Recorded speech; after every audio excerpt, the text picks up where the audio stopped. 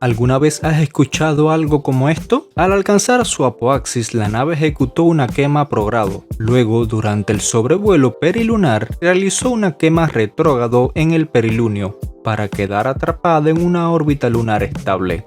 ¿No? Tranquilo, porque nos lo acabamos de inventar. Pero si no entendiste nada de lo que acabo de decir, quédate en este video porque cuando termine lo vas a dominar como si fuera tu lengua materna. Y si lo entendiste, quédate también, que seguro te llevas una risa. Sujetaos bien, que el Argonavis va a despegar.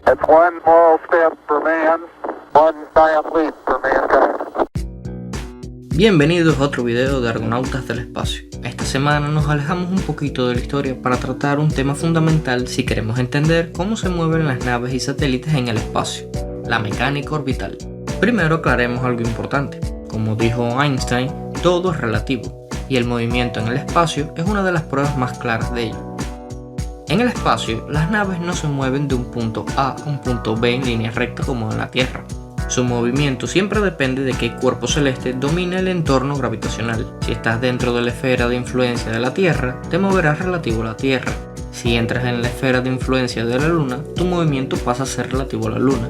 Y si sales de la influencia de ambos, entonces te moverás con respecto al Sol. Esto hace que planificar una misión espacial sea un rompecabezas dinámico, donde cada maniobra debe calcularse tomando en cuenta el cuerpo celeste que domina en ese momento. Y es aquí donde entra en juego uno de los conceptos más importantes, las órbitas.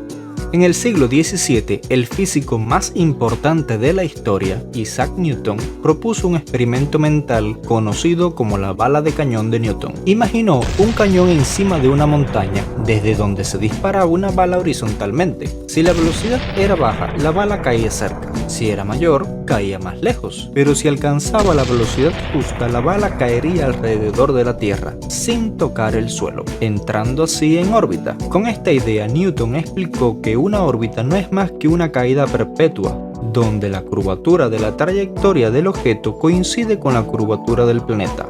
El objeto no está flotando, ni cayendo sin control, está en un delicado equilibrio. Por un lado, la gravedad intenta atraerla hacia el planeta, y por el otro lado, su velocidad la impulsa hacia adelante. El resultado es que nunca llega a caer, ni tampoco se escapa. Simplemente se queda atrapado en lo que se conoce como órbita. Las órbitas son de forma elíptica y pueden ser casi circulares o muy alargadas, dependiendo de la velocidad y trayectoria de la nave. Para modificar una órbita, basta con realizar una quema en la dirección correcta. Imaginemos que estamos en cierto punto de la trayectoria y encendemos los motores en esta dirección.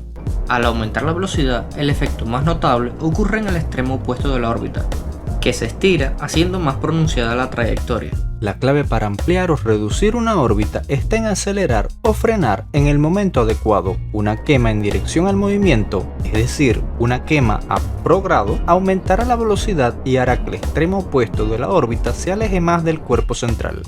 En cambio, una quema en sentido contrario al movimiento, es decir, una quema retrógrado, reducirá la velocidad y hará que el extremo opuesto se acerque. El punto más cercano de una órbita al cuerpo que se está orbitando se llama periaxis, mientras que el más lejano se conoce como apoaxis. Estos son los términos generales para describir cualquier órbita, pero dependiendo del cuerpo que se está orbitando, se puede usar nombres más específicos. Cuando el objeto orbita la Tierra, los extremos se les denominan perigeo, al punto más cercano, y apogeo, al más lejano. Si la órbita es alrededor del Sol, se utilizan términos como perihelio y afelio, y cuando se trata de la Luna, existen varias formas válidas de nombrarlo: periselenio, pericintio o perilunio para el punto más cercano, y aposelenio, aposintio o apolunio para el más lejano. También existen otros términos dependiendo del planeta u objeto alrededor del cual se orbite, pero estos son los más comunes y utilizados. Por cierto, si has llegado hasta aquí es porque te está gustando el contenido, así que no estaría mal un like, ¿no? Y ya que estamos, ¿por qué no una suscripción también? Vamos, que el canal necesita más tripulantes. ¿En qué íbamos? Ah, sí.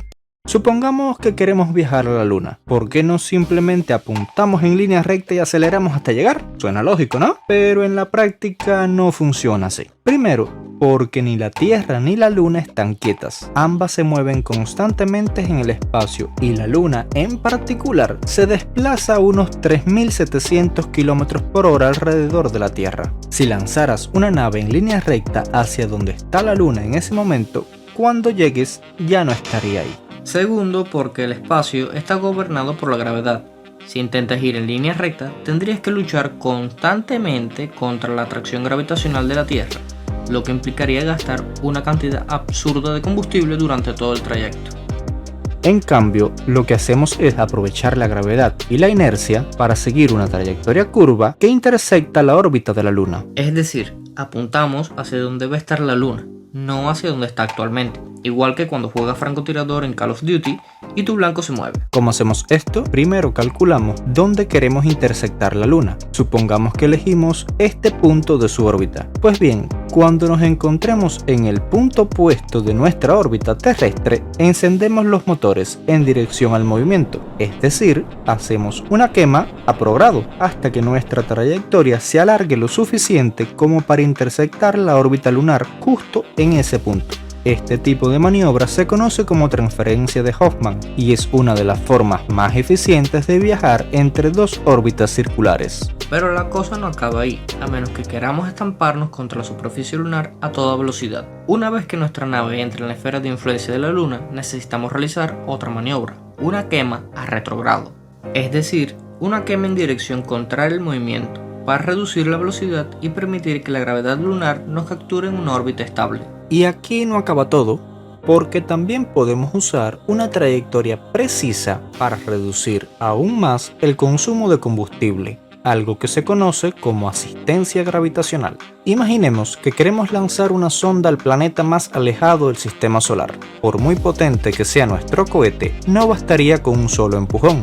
Pero si planificamos bien, podemos hacer que la nave pase cerca de planetas como Júpiter o Saturno y que su gravedad la impulse. Así fue como las Voyager, lanzadas en 1977, lograron escapar del sistema solar aprovechando una alineación única de los planetas exteriores para encadenar varias asistencias gravitacionales y alcanzar la increíble velocidad de más de 17 km por segundo. Existen dos tipos de asistencias gravitacionales, al menos en esencia. Una que acelera y otra que frena. Todo depende de la trayectoria y el ángulo con que te acerques al cuerpo celeste. Si pasas por detrás del planeta, siguiendo su movimiento orbital, su gravedad te arrastra e imprime velocidad. Si lo haces por delante, su gravedad te frena, quitándote impulso. Las asistencias gravitacionales son el pan de cada día para las misiones espaciales, y para entender cómo se aplican en la práctica, veamos un ejemplo real. La sonda Galileo, lanzada en 1989 con destino a Júpiter, no fue directo a este planeta. Primero voló hacia Venus y al pasar por detrás del planeta, siguiendo su órbita, encendió los motores en el momento justo para aprovechar su gravedad y ganar velocidad. Luego repitió esta misma maniobra 2 veces con la Tierra, acumulando impulso hasta tener la energía suficiente para alcanzar el gigante gaseoso. Así, sin un cohete gigante ni toneladas de combustible, logró llegar más lejos usando solo física bien planeada y una buena estrategia orbital. Pero claro, llegar no siempre es suficiente. A veces también hay que encontrarse. Y aquí entra en juego una maniobra aún más precisa y delicada, el acoplamiento orbital. Porque en el espacio, conectar dos naves en movimiento no es solo cuestión de apuntar y acelerar. Es una coreografía milimétrica donde cada impulso cuenta. Imaginemos que nuestra nave va rumbo a la Estación Espacial Internacional. No basta con llegar a su órbita, hay que hacerlo con una precisión quirúrgica. Y es más complicado porque no hay una gravedad que te frene como el caso de la Luna. Para conseguir esta alineación, la nave ajusta su trayectoria con maniobras muy precisas. Si llega demasiado pronto al punto de encuentro, es decir, si va adelantada respecto a la ISS, no puede simplemente frenar. En su lugar, amplía el extremo opuesto de su órbita, haciendo que el recorrido total sea más largo, reduciendo su diferencia respecto a la estación. Y si ocurre lo contrario, si la nave va retrasada, entonces acorta su órbita para moverse más rápido y recortar la distancia. Todo esto sin dejar de estar por debajo de la estación. Una vez que ambas coinciden en el punto de encuentro al mismo tiempo, la nave realiza una última maniobra para igualar completamente la órbita de la ISS. misma altitud, misma inclinación y misma velocidad. A partir de ahí ya no hay una gran diferencia entre uno y otro. Con las órbitas igualadas, la nave inicia su aproximación final. Una vez se acerca lo suficiente y los puertos de acoplamiento están perfectamente alineados, se activa un sistema automático, se produce el acoplamiento, se iguala la presión y la conexión queda asegurada. Pero todo esto solo funciona si la nave se lanza en el momento justo. Toca hablar de las ventanas de lanzamientos, periodos muy breves, a veces de apenas minutos, en los que la posición de la estación permite que una nave pueda alcanzarla con la menor distancia posible entre ambos puntos. Si se pierde esa oportunidad, hay que esperar a la siguiente órbita o incluso al siguiente día. Así es como misiones como la Soyuz MS-17 lograron acoplarse en apenas 3 horas, gracias a una sincronización orbital precisa desde el primer segundo. Y si hablamos de ir más lejos, como a Marte, la cosa se complica aún más. La Tierra y Marte solo se alinean en una posición óptima cada 26 meses, cuando ambos están al mismo lado del Sol. Esta es la ventana de lanzamiento ideal, el momento en que la nave puede recorrer la menor distancia posible entre los dos planetas, ahorrando energía y reduciendo el tiempo de viaje a entre 6 y 9 meses. Si se pierde, no queda otra más que esperar más de 2 años para volver a intentarlo. Y estos son algunos de los aspectos más importantes de la mecánica orbital. A estas alturas seguro que el párrafo del inicio lo entiendes como si fueras un experto en la materia. ¿Qué te ha parecido este video? Te leemos en los comentarios. Si este video te ha ayudado a entender mejor la mecánica orbital, no olvides dejar un me gusta y suscribirte al canal. Hasta la próxima.